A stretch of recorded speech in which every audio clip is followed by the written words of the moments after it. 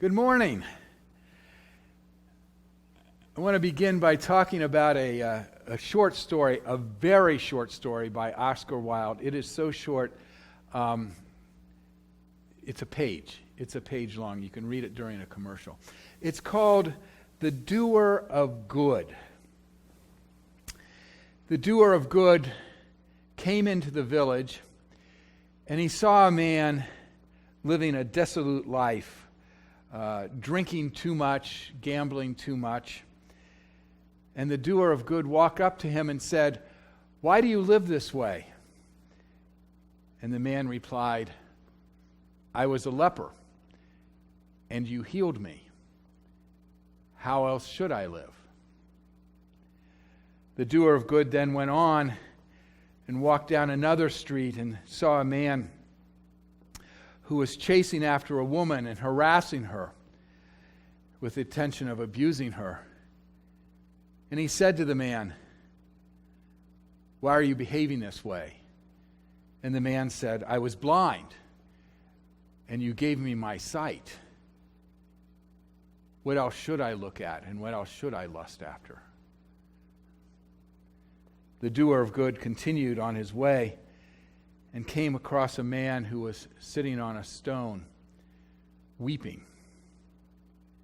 And the doer of good said, "Why do you weep?" And the man said, "You raised me from the dead. How else can I live?" If you ask God for a miracle, and God says, "Yes, I'll do it," how will you live the rest of your life? If we ask God for a miracle, to score a touchdown, to hit a home run, to pass a test, to get a job, to be healed, to have a safe journey, to be saved from some kind of disaster, to meet the right person, how would we live if God performed that miracle? Would we respond with obligation? Would we feel like we have to repay God? Would we feel like we had to even the score so we wouldn't be in God's debt anymore? Would we be transformed by it? Would we forget about it? Would we ignore it? This is the issue for the psalmist in Psalm 116. God has heard my voice and has heard my supplication. I have been saved from the snares of death that encompassed me, the pangs of Sheol that held me, and I suffered distress and anguish, and God has saved me. I think it's so graphic how the psalmist describes the plight she was in, this constriction, this tightness. The pangs encompassed me. They held me. It's like being constricted by a boa constrictor. And often when we face these crises of spirituality or in our mental health or in our religious health, we do feel this constriction, this tightening of our chest. So what the psalmist is describing is very realistic. If God gave this person new life, how will they live as a resurrected person? Will they be transformed?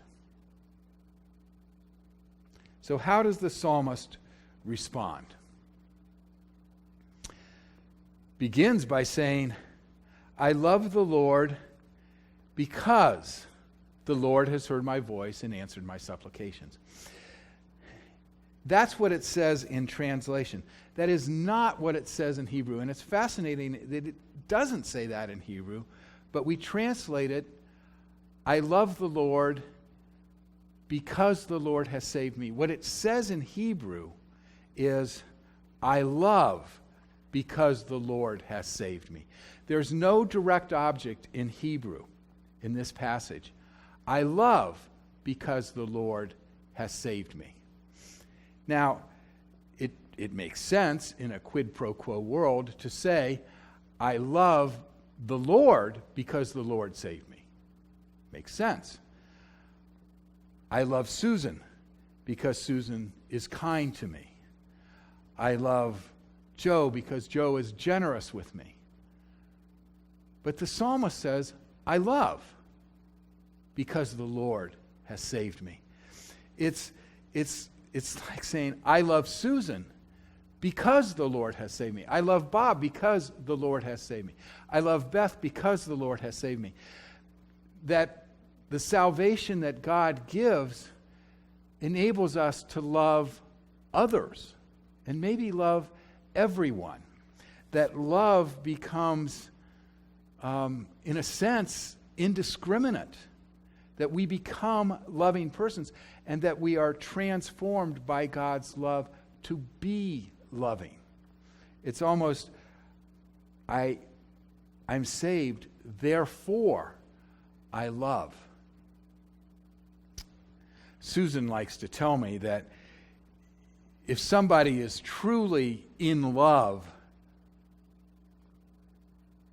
they share that love with others. That love does not become exclusive. So it's not, I love the Lord and nobody else. It's, I love, and therefore I am loving. Now, it says later in this psalm, precious in the eyes of the Lord are the faithful. The psalmist, I think, experiences as part of her salvation that she is seen as precious by the Lord. That God sees her as a precious person. And what a wonderful thing. I mean, that does save us when we are seen as precious. This week, I've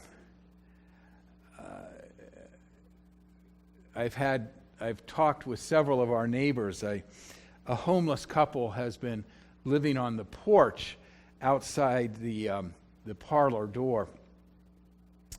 And they've been living there for quite a while. Obviously, they're homeless. It's hard to stay in place when you have no place to stay. And since we do not have people coming in and out of our building, I have let them stay on that porch. It's protected from the wind, it's protected from the rain, and it is a safe place to stay. A neighbor this past week saw them sleeping there, and it was a cold night. It dropped to freezing. And the neighbor called the church, and talked to me and said, my heart went out to this couple. Is there anything my husband and I can do to help them? And I said, well, they'd like a blanket. And she said, can I take over a comforter? And I said, sure.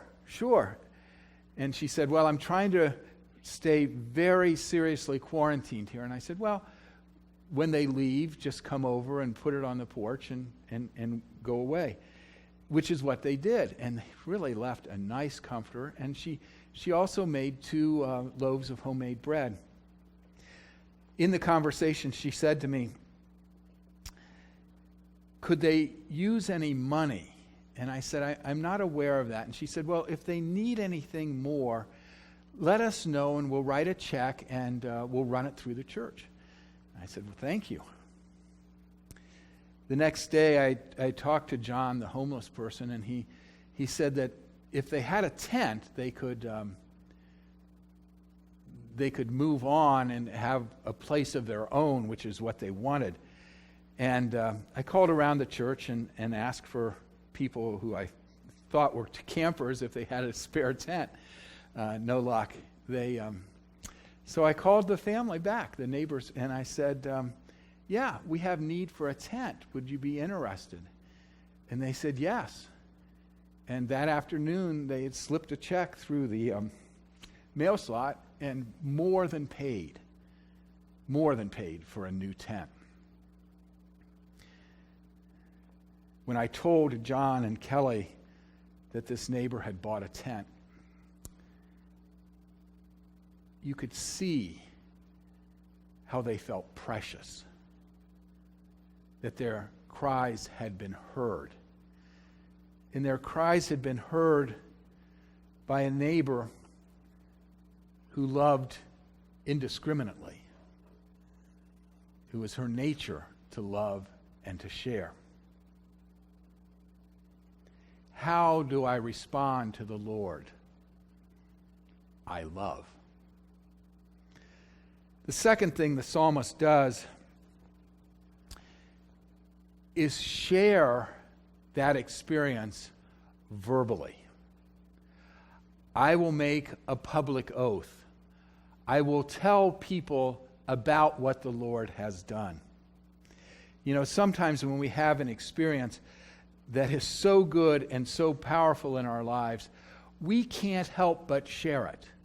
We see a movie, and we have to tell people about it. We read a book, and we have to tell people about it. We want them to have the experience that we had. We want to share that goodness with them. And that's what the psalmist is doing. How do I respond to God's love? I share it with others. It's one beggar telling another where they found the bread. You know, we share it with others. And another reason we share it is it kind of holds our feet to the fire. If I talk about God's love in my life, I should show love.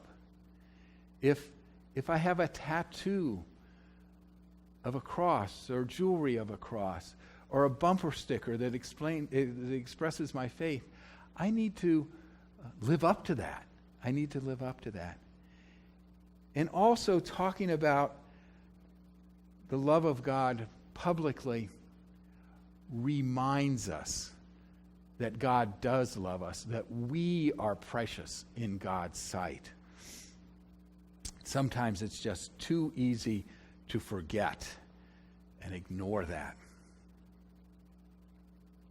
The third thing that the psalmist does in response is say, I will give a thanksgiving sacrifice. There's a difference between sacrifice and investment. Investment says, I will go without something in the short run so that I can reap a bigger harvest in the long run. But it's about how it will benefit me.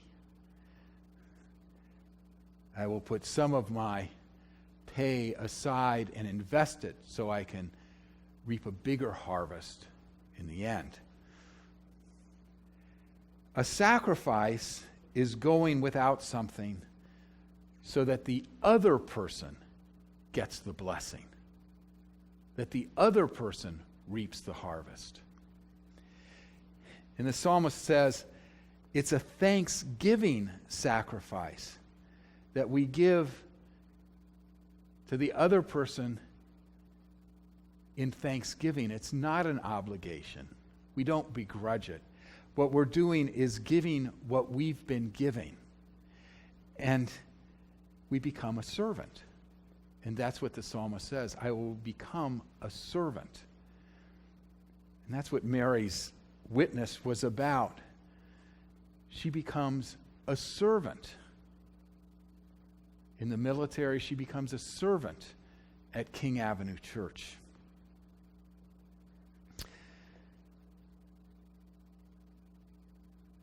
So, response to God's hearing our supplication, to God saving us from the pangs of death, God's freeing us from that constriction that binds us emotionally, spiritually, or physically. we respond with love, with service, and with praise. So my question is, what if we haven't experienced that dramatic salvation? What if we've never been on the verge of death and had God save us? What if we've never been homeless and have God save us? What if we've never been out of work and have God save us? What if we've never faced a crisis? Susan and I have been watching the Hulu series Little Fires Everywhere, which is really good. It's better than the book.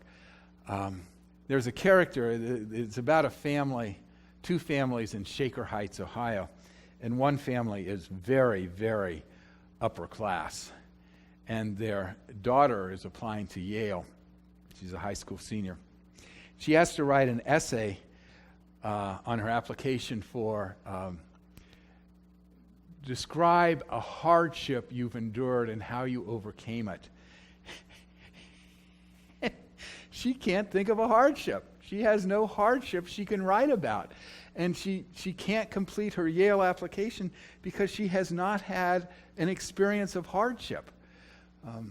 Finally, she steals the story from a poorer classmate and turns in another girl's story for her application. What happens? How does a person respond to God if they've never had a hardship? How do we talk about God's love if we've never experienced that distress?